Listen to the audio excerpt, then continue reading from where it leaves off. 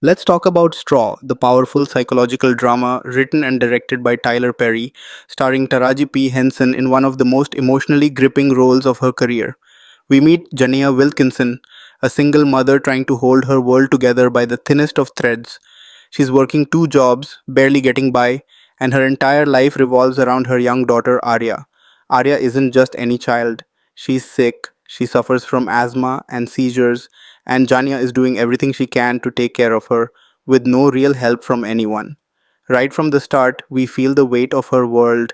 There are eviction threats on her door. She's falling behind on bills. She doesn't have the time or money to rest, not even for a moment.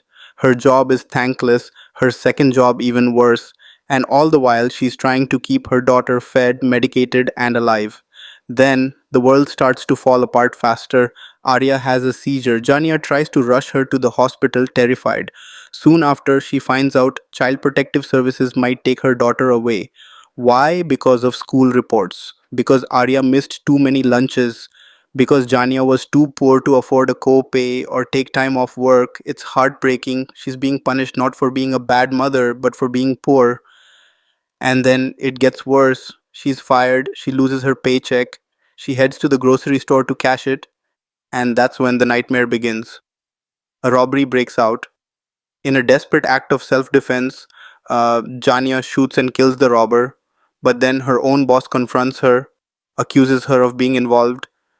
He threatens to call the cops, and in that moment, overwhelmed, she panics and shoots him too. From there, things spiral. Jania runs, she grabs what appears to be a bomb and walks into a nearby bank. She holds the people inside hostage, terrified, confused, and desperate. Outside, the media swarms, the police move in. A hostage negotiator named Detective K. Raymond arrives, trying to defuse the situation before it explodes. But here's where Straw shifts. It becomes less of a crime story and more of a character study. Inside that bank, Jania isn't angry, she's not violent, she's broken, she's grieving, she's tired, she's trying to figure out how to keep going when life has taken every option away from her. And the bomb? It's not a bomb at all. It's Arya's science project, a harmless school display. That detail hits hard because it shows she wasn't trying to hurt anyone, she just didn't know what else to do. Then comes the emotional gut punch. Jania gets a call from her mother, and the world stops because in that call she learns the truth. Arya is gone. She died the night before from a seizure in her sleep. And suddenly everything we thought we knew about this story changes. All the scenes where Jania talked to Arya, dropped her off at school, answered phone calls from the teacher, they never happened. They were hallucinations. Her mind created them to shield her from the pain of losing her child. She'd been living in a fantasy all day long because facing reality was too much. It's devastating, it reframes everything we've seen. And then we learned something even more heartbreaking. Nicole, the bank manager, had known about Arya's death the entire time. She saw it on the news. But instead of turning on Jania, she stayed by her side. She offered kindness. She offered presence. She saw Jania as a mother first, not a criminal. And that compassion might have saved everyone. As tensions rise, the police prepare to breach the bank. We watch as they storm in. Guns are raised, shots are fired, Jania falls, blood pools, and then silence. But suddenly, the scene rewinds. It wasn't real, it was another hallucination. This time it was Jania's own fear, the fear of how this would end. But in reality, something different happens. Nicole leads her out. Detective Raymond cuffs her gently, and outside something beautiful awaits. A crowd, people cheering, holding signs. Not in hate, but in solidarity. They see her. They understand. They recognize her pain. And for the first time in a long time, she's not invisible. Tyler Perry originally planned to end the film with Jania dying, a tragic final ending. But he changed it, he rewrote it, because he wanted the story to hold a thread of hope. Taraji P. Henson later said in an interview, the child may be gone, but at least the mother lives.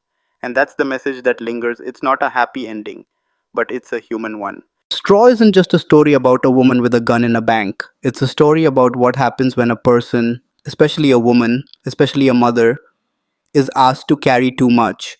It's a story about grief, about mental health, about what it means to break under pressure that no one else sees. It asks us a hard question: how many straws can you stack on a person before they finally snap? And more importantly, when they do, who do we blame? Them or the world that forced them to carry so much in the first place? Tyler Perry's Straw is a bold and emotionally shattering film that tackles mental health, systemic failure, and grief, all through the lens of one woman's unraveling life. Taraji P. Henson delivers one of her most powerful performances to date as Jania Wilkinson, a single mother pushed beyond her limits. From the first scene, the film immerses us in the suffocating pressure Jania faces, working low wage jobs, caring for her chronically ill daughter, and battling a system that offers no support and no grace. What makes Straw stand out is its raw emotional realism. It's not just about what happens, it's about why it happens. Jania doesn't set out to hurt anyone. She's a mother grieving in real time, living in a fog of trauma she doesn't even recognize. When she ends up in a standoff at a bank with a fake bomb, we don't see a villain, we see a human being screaming to be heard. The film delivers a devastating twist. Arya, her daughter, had died the night before. The conversations, the errands, the memories we watched were all hallucinations, the mind's desperate shield against loss. It's a brutal, heartbreaking moment that reframes the entire narrative. Stylistically, Straw is quieter than you might expect. It doesn't lean on action or big speeches. Instead, it builds its tension through silence, sorrow, and the moments between words. Perry resists the urge to sensationalize, and that makes the story hit even harder. The final scenes offer a flicker of hope.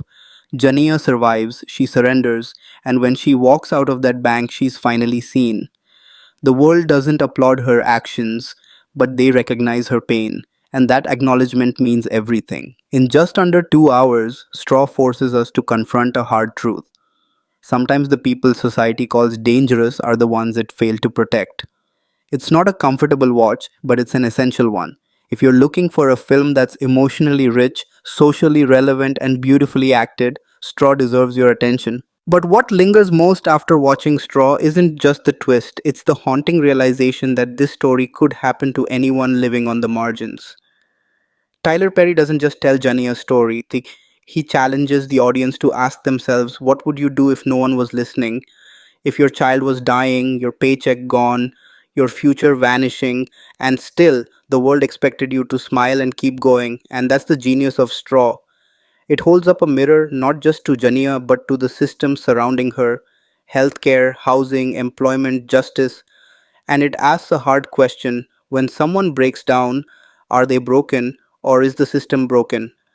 Taraji P. Henson brings raw, unfiltered emotion to every scene. You feel her panic, her exhaustion, her heartbreak. It's not an over the top performance, it's restrained, controlled, which makes it even more powerful. She's not playing a woman losing her mind, she's playing a woman holding on as tightly as she can until that final straw snaps. So, what do you think? Tell us in the comments and keep watching Film Buff Baby.